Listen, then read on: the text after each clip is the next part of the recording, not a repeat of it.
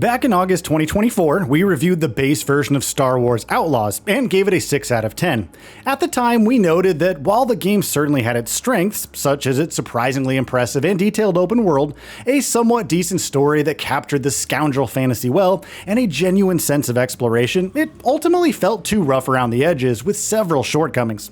From technical hiccups to inconsistent writing and some outdated design choices, Outlaws came across as a title that needed another year in the oven.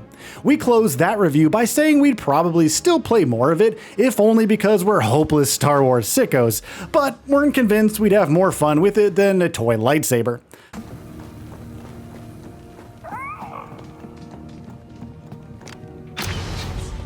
I know we're more into winging it. Take cover! Let's go.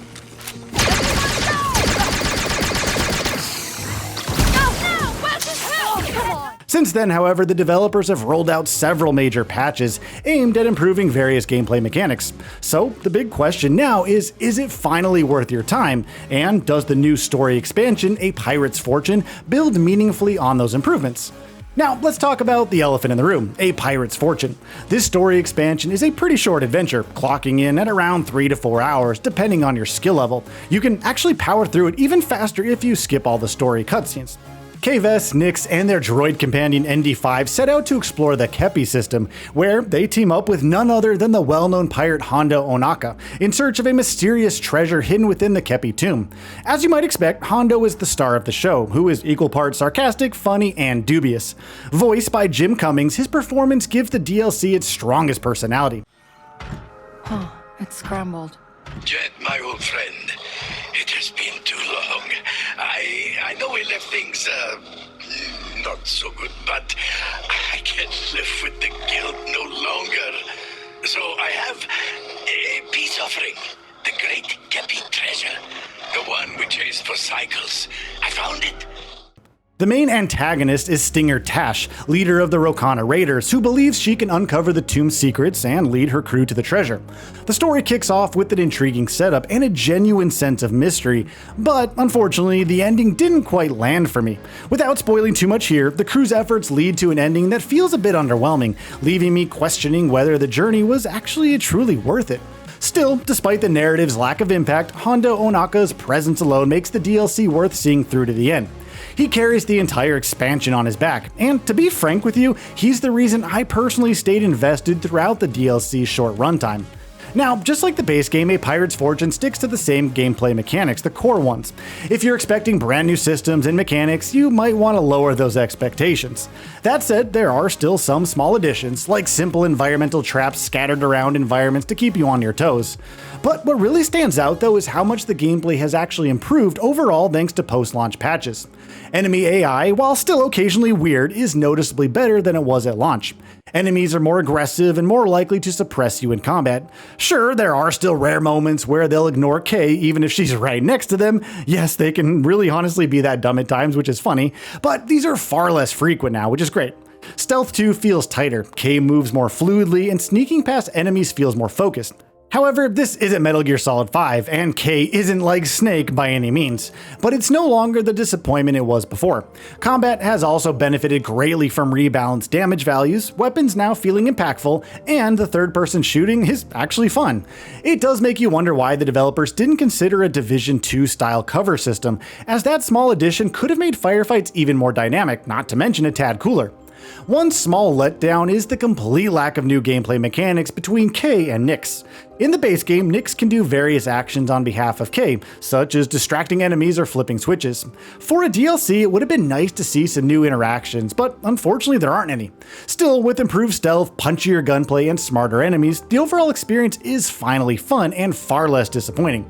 Could it have been better? Yeah, absolutely. But is it still underwhelming? Definitely not.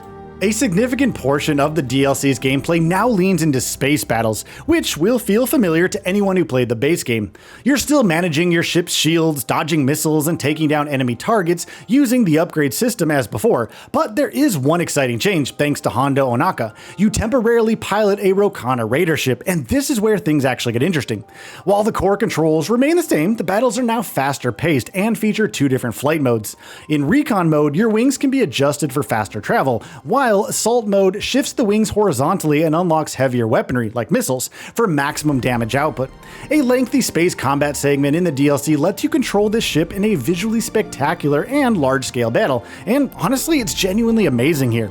Switching modes mid-combat while dodging attacks and firing out missiles felt fantastic.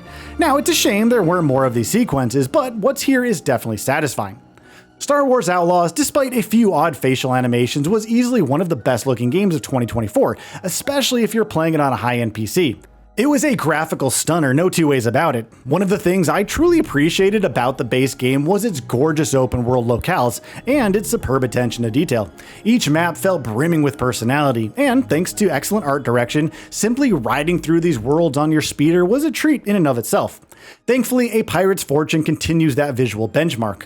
While it doesn't feature new and massive open areas such as the base game, the interior environments and atmospheric design, particularly within the Kepi tomb, look fantastic. From dynamic lighting to various atmospheric effects, the DLC is just as visually impressive and immersive as the base game.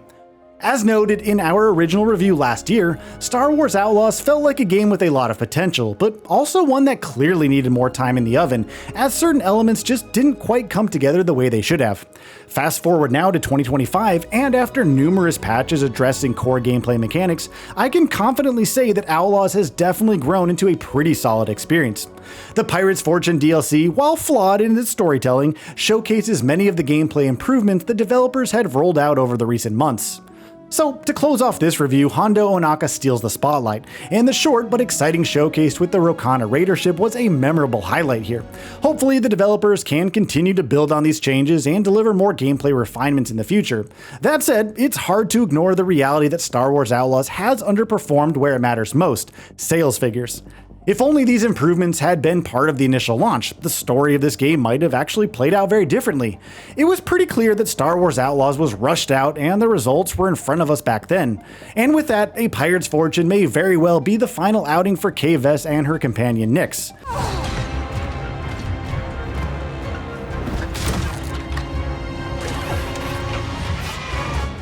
All that said, I wouldn't be surprised if Star Wars Outlaws eventually earned some sort of cult classic status in the future, an experience that was rejected at launch but gradually embraced through word of mouth. Whether that happens or not remains to be seen, of course, but personally, I'm glad I didn't give up on it after its mixed launch. There's a good game here now, and it deserves to be recognized even if it's a little too late. So, what are your thoughts on this? Go ahead and share them in the comments below. And if you like this video, please subscribe to the channel and enable all notifications by clicking the bell icon to get new video updates. We upload every day and would really appreciate your support. Thanks for watching.